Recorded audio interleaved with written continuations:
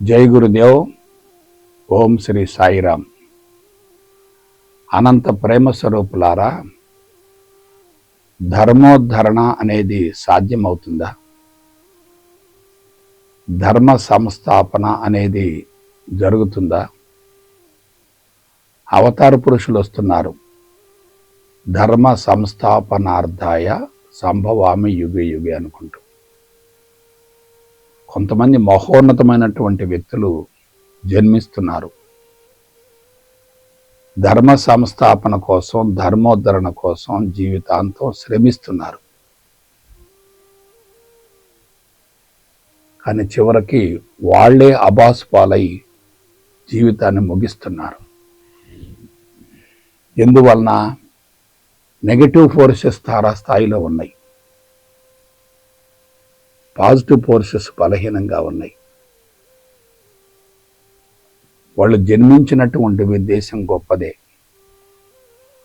వాళ్ళు ప్రచారం చేసినటువంటి విధానం కూడా గొప్పదే. కానీ ఫలితం రావటం లేదు కదా. ఫలితం రాక నిరాశ నిస్పృహలతోటి జీవితాన్ని ముగిస్తున్నారు కదా. ఆనందంగా జీవితాన్ని ముగిస్తే అది ముక్తి లేక మోక్షం. అసంతృప్తిగా జీవితాన్ని కొనసాగిస్తే అది బంధం అవుతుంది. కర్మలు పెరుగుతాయి, జన్మలు కూడా పెరుగుతాయి. ప్రస్తుతం ప్రపంచంలో ఏం జరుగుతుంది? ప్రపంచం మొత్తం నెగటివ్ ఫోర్సెస్తో నిండిపోయింది. చెడు వాసన బీజాలు ప్రపంచమంతటా విస్తరించి ఉన్నాయి. అటువంటి వాసన బీజాల వల్ల ప్రపంచంలో ఎవరూ అరికట్టలేనటువంటి మారణ హోమాలు జరుగుతున్నాయి. ఒక బాంబును తయారు చేయాలంటే ఎంత టైం పడుతుంది? దాన్ని ప్రయోగిస్తే ఏమవుతుంది? ఆకాశాన్ని అంటేటటువంటి భవనాన్ని నిర్మించాలంటే ఎంత శ్రమ కావాలి, ఎంత శక్తి కావాలి, ఎంత పదార్థం కావాలి, ఎంత టెక్నాలజీ కావాలి ఆలోచించండి. అదే దాన్ని కూల్చివేయాలంటే కొన్ని సెకండ్లు సరిపోతుంది కదా. మానవుడు నిర్మించుకున్నటువంటి ఆకాశాన్ని అంటేటటువంటి ఈ గృహాల సముదాయం మొత్తం కూడా కొన్ని సెకండ్లలోనే నేలమట్టం అయిపోతుంది కదా. అంటే నిర్మించడానికి పట్టేటటువంటి కాల వ్యవధి ఎంత? పతనం చేయడానికి పట్టేటటువంటి కాల వ్యవధి ఎంత? ఇప్పుడు జరుగుతుంది కదా. మానవుడు కృత్రిమైనటువంటి మేధస్సుతోటి ప్రపంచాన్ని పతనం చేసేటటువంటి మారణాయుధాలని తయారు చేస్తున్నాడు కదా.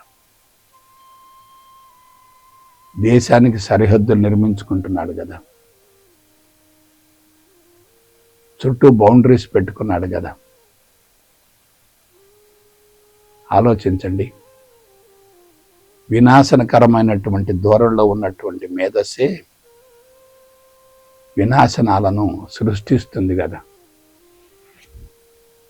ప్రపంచానికి పరిష్కారం ఏమిటి? ప్రపంచాన్ని పునరుద్ధరించడం ఎట్లా? అది సాధ్యమవుతుందా? అందుకే గమనించండి, చనిపోయినటువంటి వ్యక్తులను మరలా తిరిగి బ్రతికించగలిగినటువంటి స్థాయిలో ఉన్నటువంటి మహానుభావులు వెలిసినటువంటి పవిత్రమైనటువంటి గడ్డలో అల్లకల్లోలాలను, అరాచకాలను, మారణ హోమాలను అరికట్టలేకపోతున్నాం కదా. దానికి మూల కారణం ఒక్కటే,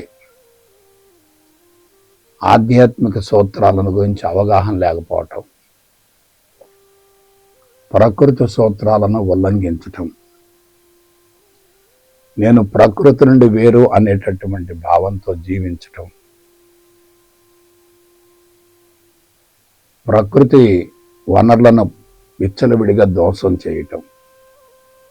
అక్కడ సూత్రాలు దెబ్బతిన్నాయి. మనిషి యొక్క అంతరంగం కలుషితమైంది. అంతరంగం కలుషితమైనప్పుడు ఎటువంటి సమాచారం బయటకు వస్తుంది? ఎటువంటి మాటలు బయటకు వస్తాయి? ఎటువంటి కర్మలు జరుగుతాయి ఆలోచించండి. కాబట్టి నెగిటివ్ ఫోర్సెస్ మన చుట్టూ ఉన్నప్పుడు మనం ఏం చేయగలుగుతాం? అవతార పురుషులైన పరిమితంగా కార్యక్రమాలను కొనసాగించగలుగుతారు, కానీ ఉధృతంగా ప్రవహించేటటువంటి నదిని ఎలా ఆపగలుగుతారు? అల్లకల్లోలాలు తారాస్థాయిలో ఉన్నాయి కదా, ఎలా అరికట్టగలుగుతారు? మరొక కీలకమైనటువంటి అంశం ఏంటంటే, కృత్రిమైనటువంటి మేధస్సు ఉన్నటువంటి వాళ్ళు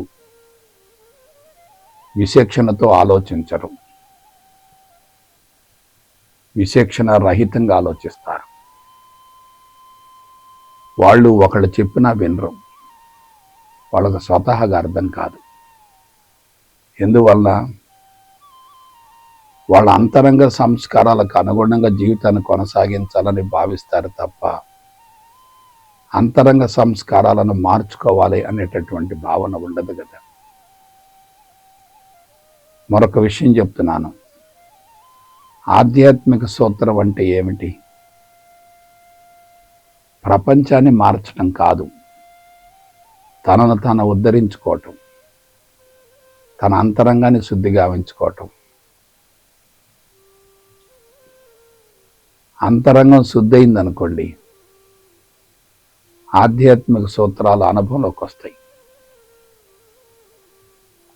అంతరంగం శుద్ధి కావాలంటే అంతరంగం శుద్ధైనటువంటి వ్యక్తుల ద్వారా ఆ ప్రచారం జరగాలి కదా. వాళ్ళు ఎక్కడున్నారు? లేరు కదా.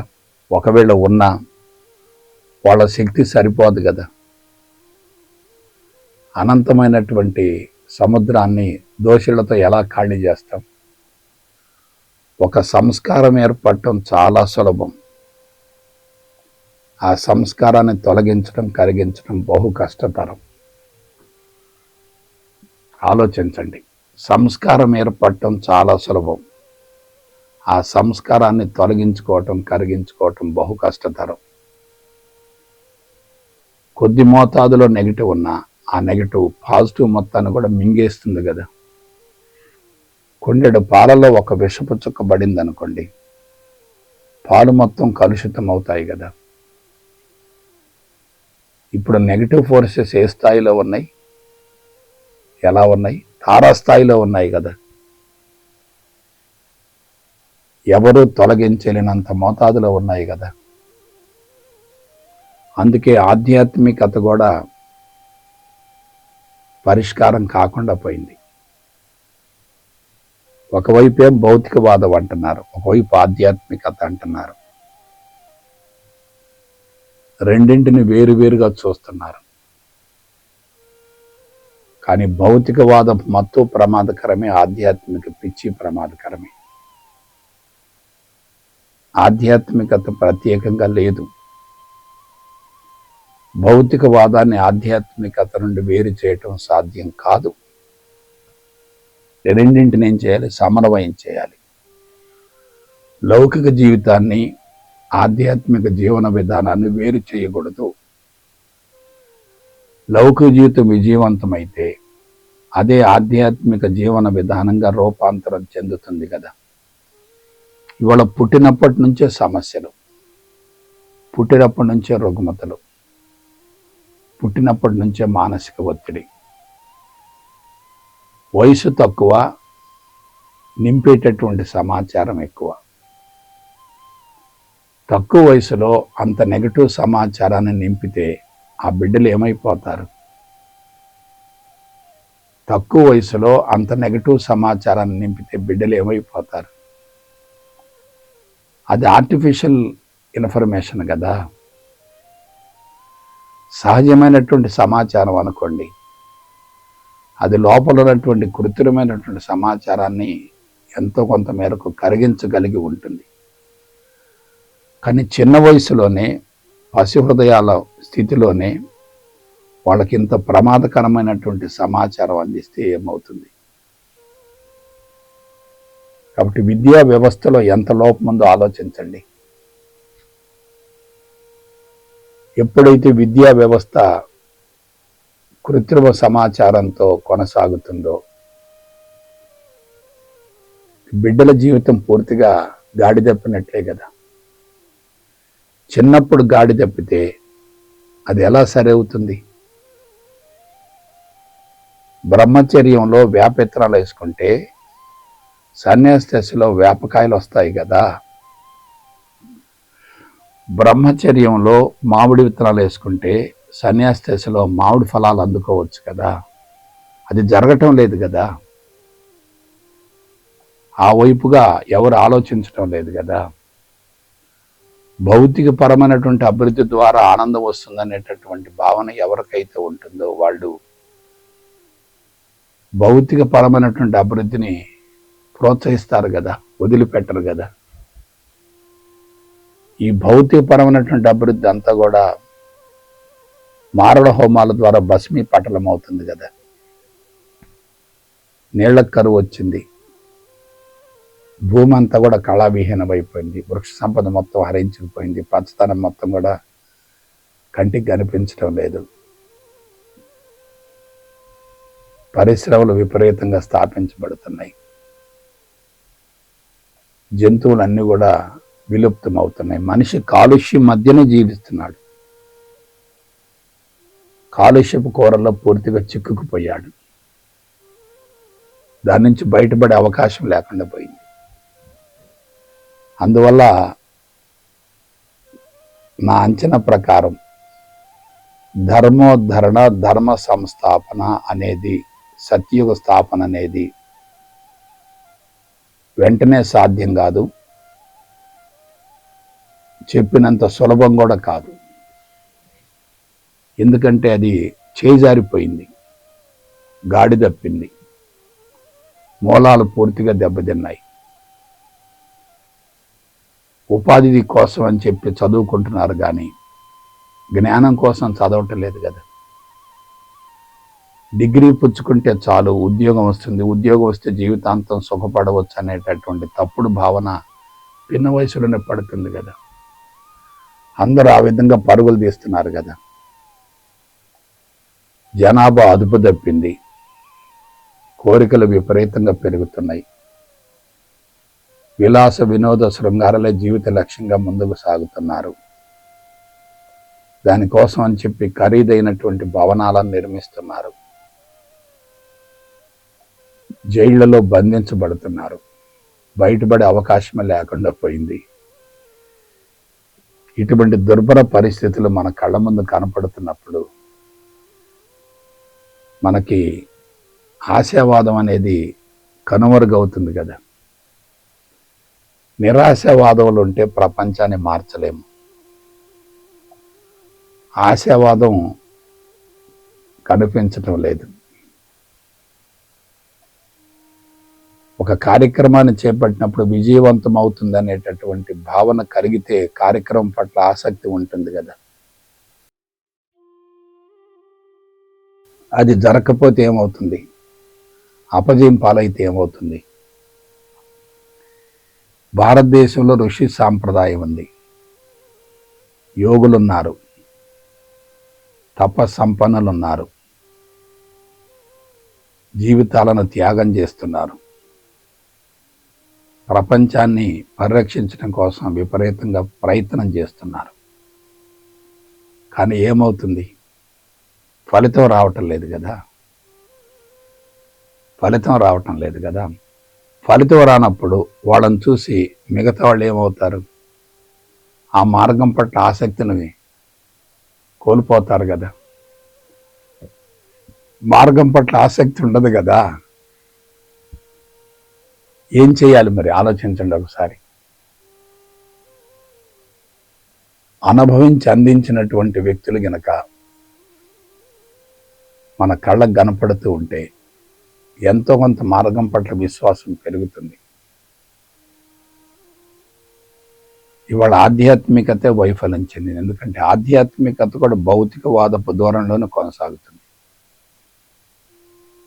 ఆధ్యాత్మికవేత్తలు కూడా ఆర్థిక పరమైన అంశాలను దృష్టిలో పెట్టుకొని సంస్థల్ని నడుపుతున్నారు. ఏ సంస్థలోనైతే ఆర్థిక వనరులు పుష్కలంగా ఉంటాయో ఆ సంస్థని అభివృద్ధి చెందినటువంటి సంస్థగా వక్రీకరిస్తున్నారు. ఆర్థిక వనరులు ముఖ్యమా, ధర్మం ముఖ్యమా? ఆర్థిక వనరులు పుష్కలంగా ఉన్నాయంటే అక్కడ ధర్మం లేనట్లే కదా. ఒక సంస్థ శాఖోపశాఖలుగా విస్తరిస్తుందంటే ప్రకృతి పతనం అవుతున్నట్లే కదా. వాళ్ళకి ప్రకృతి సూత్రాలు తెలియనట్లే కదా. అటువంటప్పుడు అటువంటి సంస్థల ద్వారా, అటువంటి వ్యక్తుల ద్వారా సమాజానికి ఏ విధంగా న్యాయం జరుగుతుంది ఆలోచించండి.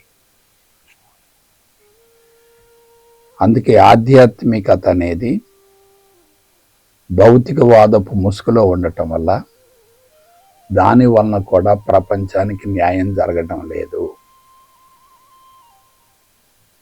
అనుభవించేటటువంటి సద్గురువులు ఆర్థిక వనరులకు ప్రాధాన్యతనివ్వరు. ఎవరైనా ఆర్థిక వనరులకు ప్రాధాన్యతనిస్తున్నారంటే వాళ్ళు ఆధ్యాత్మికంగా ఎదగలేరు. ఆర్థిక వనరులు ముఖ్యం కాదు, ఆధ్యాత్మిక సూత్రాలు ముఖ్యం, అనుభవం చాలా ముఖ్యం.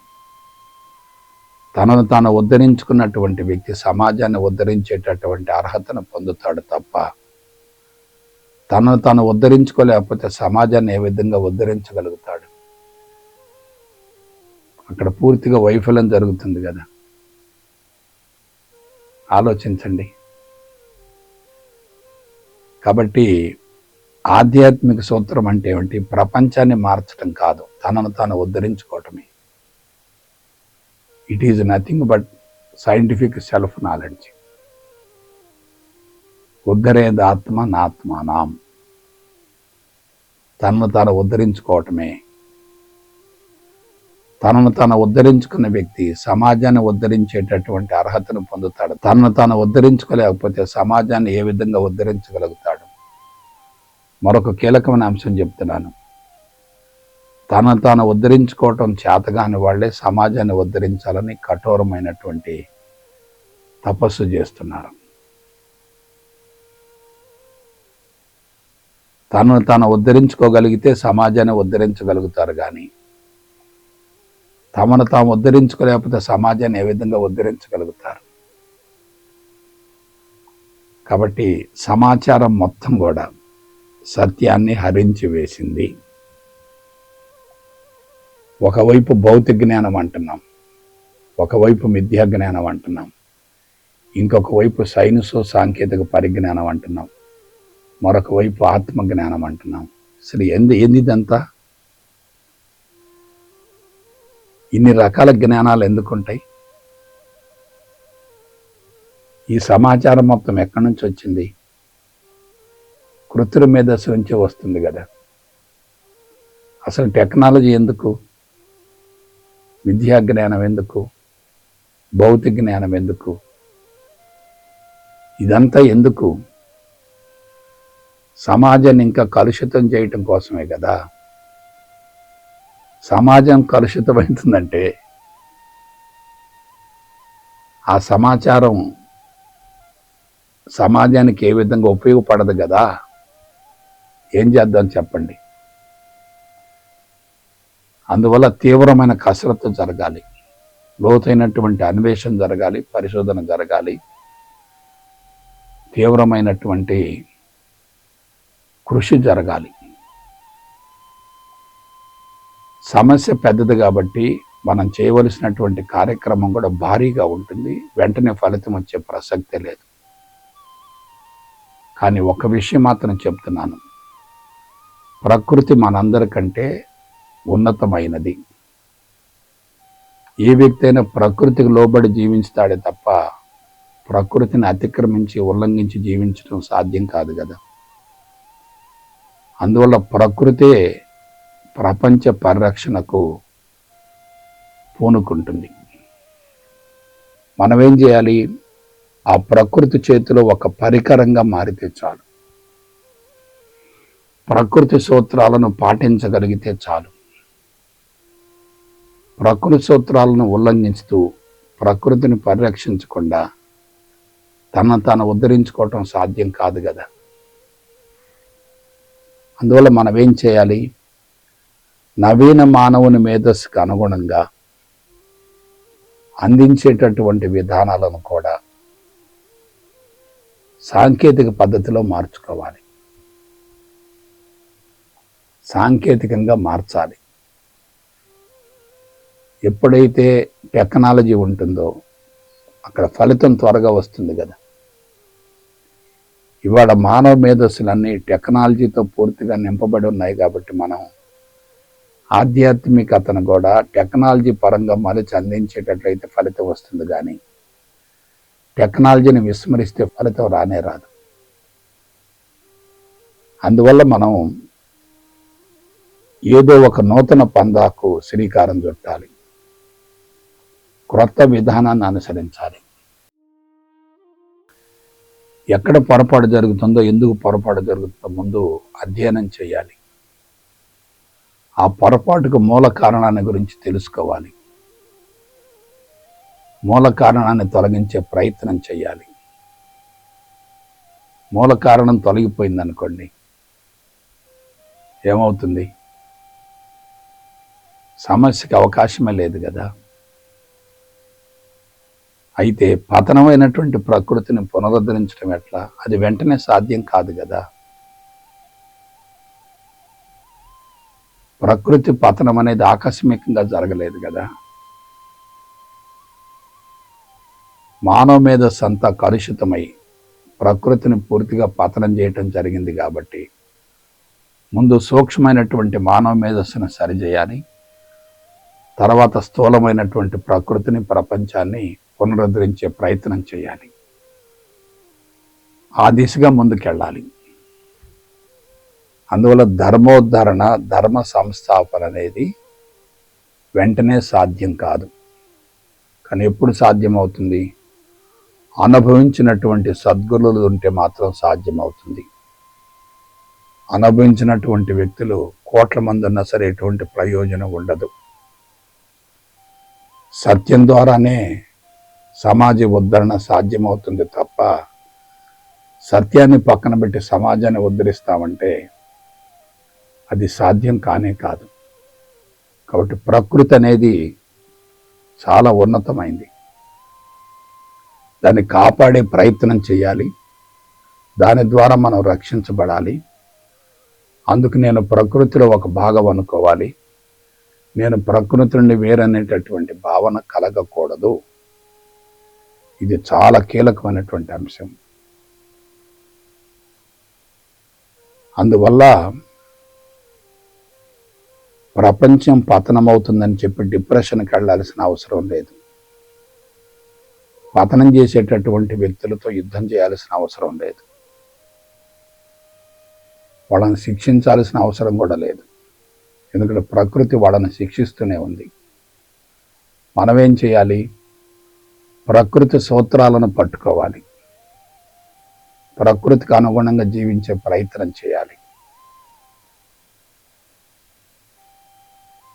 ప్రకృతిని పరిరక్షించాలి, ప్రకృతిని కన్న తల్లిగా భావించాలి, ప్రకృతిని పూజించాలి. ప్రకృతే నాకు సర్వస్వం అనేటటువంటి భావంతో ముందుకు సాగాలి. ఇదే ఋషి సంస్కృతి, ఇదే ఋషి సాంప్రదాయం, ఇదే సనాతన ధర్మం. అంటే సనాతన ధర్మాన్ని ఆచరించేటట్లయితే తప్పనిసరిగా సత్ఫలితం వస్తుంది. సనాతన ధర్మాన్ని ఆచరించకుండా వక్ర మార్గాలను అనుసరిస్తూ ఉంటే సమస్యలు పరిష్కారం కాకపోగా ఇంకా తీవ్రతరం అవుతూ ఉంటాయి. అందువల్ల ఆ విధంగా ఆలోచించాలి, ఆ విధంగా మనం ముందుకెళ్ళాలి. ఆ విధంగా మన జీవితాలను మనం చక్కదిద్దుకొని తోటి మానవులను మంచి మార్గం వైపుకు మళ్లించే ప్రయత్నం చేయాలి. కాబట్టి ఆ దిశగా అందరూ ముందుకు సాగాలని చెప్పి మనస వాచ కర్మణ కోరుకుంటూ మీ దగ్గర సెలవు తీసుకుంటాను. జై గురుదేవ్, జై గురుదేవ్, జై గురుదేవ్.